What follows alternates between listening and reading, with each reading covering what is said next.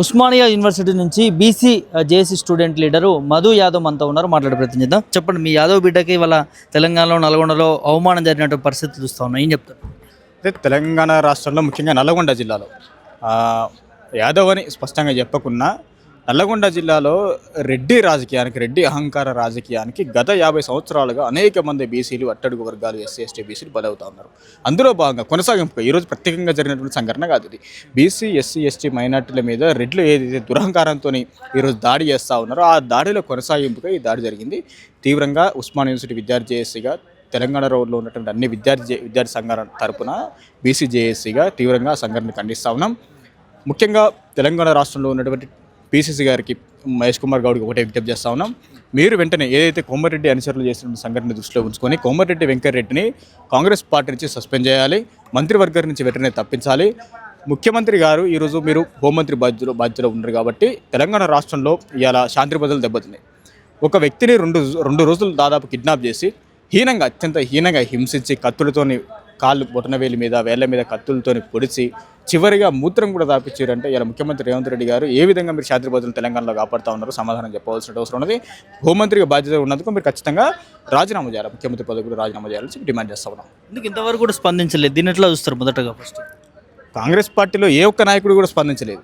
కనీసం బీసీ నాయకులు కూడా అక్కడ ఉన్నటువంటి నల్గొండలో ఉన్నటువంటి బీసీ నాయకులకు, నల్గొండలో ఉన్నటువంటి బీసీ ఎమ్మెల్యేలకు, నల్గొండలో ఉన్నటువంటి ఎంపీలకు మేము డిమాండ్ చేస్తా ఉన్నాం. మీరు వెంటనే స్పందించండి. బీసీలకు తెలంగాణ రాష్ట్రంలో స్థానిక సంస్థల్లో 42% రిజర్వేషన్లు ఇస్తామని చెప్పి పట్టపగలు నడి రోడ్డు మీద బీసీల బట్టలు ఉడిదీసినంత అవమానకరంగా ఇయ్యాల 42% కాకుండా 17% రిజర్వేషన్లు ఇస్తే స్పందించలేదు. రిజర్వేషన్లు పక్కకు పెడితే కనీసం బతికే పరిస్థితి లేదు. తెలంగాణ రాష్ట్రంలో బీసీలు కనీసం స్వేచ్ఛగా బతికే పరిస్థితి లేదు, స్వేచ్ఛగా మాట్లాడే పరిస్థితి లేదు, ఎన్నికల్లో పోటీ చేసే పరిస్థితి లేదు. ఈ భారతదేశంలో ప్రజాస్వామ్య దేశంలో అందరికీ ఎన్నికల్లో పోటీ చేసే అవకాశం ఉన్నది. ఇవాళ నక్సలైట్లు, మావోయిస్టులు అడుగులలో ఉంటుంటే మీరు బయటికి రండి, ప్రజాస్వామ్యంగా మీరు పోరాటం చేయండి, ఎన్నికల్లో పోరాటం చేయండి, పార్లమెంట్ తరహా పోరాటం చేయండి అని చెప్తా ఉన్నాడు. ఈరోజు బయట ఉన్నటువంటి బీసీ, ఎస్సీ, మైనారిటీ, అట్టడుగు వర్గాల, అణగారిన వర్గాల పరిస్థితి ఉన్నది. అడవిలో ఉన్నటువంటి ఎండలను ఏమో చంపేస్తాం. ఈ పార్లమెంట్ తరహాలో ఇక్కడ ఉన్నటువంటి అగ్రవర్ణాలని, ఇక్కడ ఉన్నటువంటి పెట్టుబడిదారులని, ఇక్కడ ఉన్నటువంటి భూస్వాముల్ని తెలంగాణ రాష్ట్రంలో ఎస్సీ ఎస్టీ బీసీ మైనారిటీలు తట్టుకునే పరిస్థితి లేదని చెప్పి ఈరోజు అడవుల్లోకి పోయి ఎస్సీ ఎస్టీ బీసీ మైనార్టీ తరఫున ఉన్నటువంటి అన్నలనేమో బయటకు వచ్చి మీరు పార్లమెంట్ తరహాలో పోరాటం చేయండి, ప్రజాస్వామ్యంలో ఎన్నికల్లో పోటీ చేసి మీరు ప్రజల తరఫున మాట్లాడాలని చెప్తూ ఇలా కేవలం స్థానిక సర్పంచ్, ఎంపీటీసీ కాదు, ఎమ్మెల్యే కాదు, పార్టీ గుర్తు మీద గెలిచే అంశం కాదు, లేకపోతే రేపు మంత్రి అయ్యే పరిస్థితి లేదు, కాంగ్రెస్ పార్టీ కూలిపోయే పరిస్థితి లేదు, లేకపోతే కోమటిరెడ్డి అనుచరుడు గెలిస్తే రాహుల్ గాంధీ ప్రధానమంత్రి అయ్యేది లేదు. ఎందుకు కనీసం సర్పంచ్ అయితే కూడా మీరు ఎందుకు జీర్ణించలేకపోతా ఉన్నారని అడుగుతాము. ఎందుకు అంటే దీని వెనకాల ఏముంది అనుకోవచ్చు? దీని వెనకాల రెడ్డి దురహంకారం తప్ప ఇంకో విషయం ఏది లేదు. కోమటిరెడ్డి వెంకటరెడ్డి అక్కడ ఉన్నటువంటి అనుచరులతోని తన వర్గాన్ని, తన బలగాన్ని కాపాడుకునే పరిస్థితిలో ఒక ఏదైనా అక్కడ బీసీ సర్పంచ్ అయితే రేపు ఎంపీటీసీ అవుతారు, తర్వాత జెడ్పీటీసీ అవుతారు, తర్వాత ఎమ్మెల్యే అవుతారు. ఇది ఒక్కటే కాదు, వెంకటరెడ్డి అనేక దుర్మార్గాలు చేసిండు. అక్కడ అనేక మందిని రాజకీయ హత్య చేసిండు. మన ముందే ఉన్నట్టుగా చెరుకు సుధాకర్ని ఎటువంటి బాధ్యతలు నిన్న ఆ పున్న కైలాస్ నేత కనీసం డీసీసీ ప్రెసిడెంట్ అయితే కూడా, జిల్లా అధ్యక్షులు అయితే కూడా తట్టుకోలేని పరిస్థితిలో పున్న కైలాష్ మీద ఎటువంటి కుట్రలు చేసారో చూస్తా ఉన్నాం. అందులో కొనసాగింపుగానే ఇలా యాదగిరి మీద జరిగినటువంటి దాడి. వాళ్ళ కాంగ్రెస్ నేతను మాట్లాడుతున్నట్టు వెంకటరెడ్డి గురించి మీరు చూసారా? పున్న కైలాష్ నేత మాట్లాడిన వ్యాఖ్యలు చూసినాం. అది సొంత కాంగ్రెస్ పార్టీ అనేది పక్కకు పెడితే నల్లగొండ జిల్లాలో రెడ్డి దురహంకారం ఎట్లా ఉన్నది, అది ఏ పార్టీలో ఉన్నప్పటికీ, అది కాంగ్రెస్ పార్టీ అయినా, బీఆర్ఎస్ పార్టీ అయినా, నల్లగొండ జిల్లాలో ఎస్సీ ఎస్టీ బీసీలని ఎందుకు అనగదొక్కుతా ఉన్నారు? మీరు ప్రతి పార్లమెంట్లో కాంగ్రెస్ పార్టీ ప్రతి పార్లమెంట్ స్థానంలో 2 బీసీలకు ఇస్తా అని చెప్పారు. ఇవాళ 12 స్థానాలు ఉన్నాయి నల్లగొండ జిల్లాలో. ఎన్ని స్థానాలు ఇచ్చి రిజర్వ్ స్థానాలు పోగా 1 బీసీ సీటు, అది కూడా తప్పని పరిస్థితుల్లో బీర్లా యాదవ్కి ఇవ్వాల్సి వచ్చింది. మిగిలిన స్థానాలు మొత్తం 2, 3 పోతే మిగిలిన 8 స్థానాలు రెడ్లకే ఉన్నాయి కదా. కుటుంబం చేతిలో ఉంది కదా.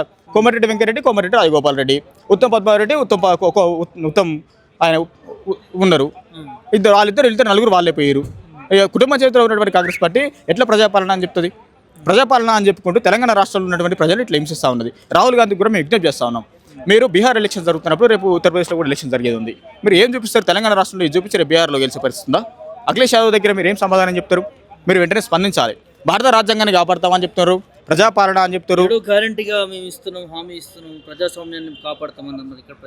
7వ గ్యారెంటీ అంటే కత్తులతో దాడి చేయడం బ్రదర్. 7వ గ్యారెంటీ నల్లగొండ జిల్లాలో మూత్రం దాపియడం బీసీలకు. ఏడో గ్యారంటీ అంటే డీసీసీ పదవి ఇస్తే కూడా తట్టుకోలేని పరిస్థితి.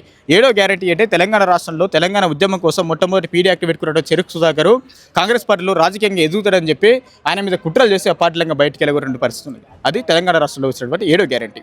మేము చెప్తా ఉన్నాం ముఖ్యమంత్రి రేవంత్ రెడ్డి గారికి, మీరు కనుక వెంటనే కొమ్మిరెడ్డి వెంకరెడ్డిని మంత్రి పదవి నుంచి బర్తరఫ్ చేసి కాంగ్రెస్ పార్టీ నుంచి సస్పెండ్ చేపించి మీరు బాధ్యతగా మంత్రివర్గం మొత్తం రాజీనామా చేయాలి.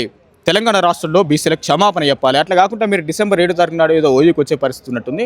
ఖచ్చితంగా ఉస్మానియా యూనివర్సిటీ బీసీ విద్యార్థి చేసే తరపున మీరు కనుక క్షమాపణ చెప్పకుండా ముఖ్యమంత్రి రేవంత్ రెడ్డి కనుక రాజీనామా చేయకుండా కనుక ఓయూకి వచ్చే ప్రయత్నం చేస్తే ఖచ్చితంగా అడ్డుకొని తీరుతాం.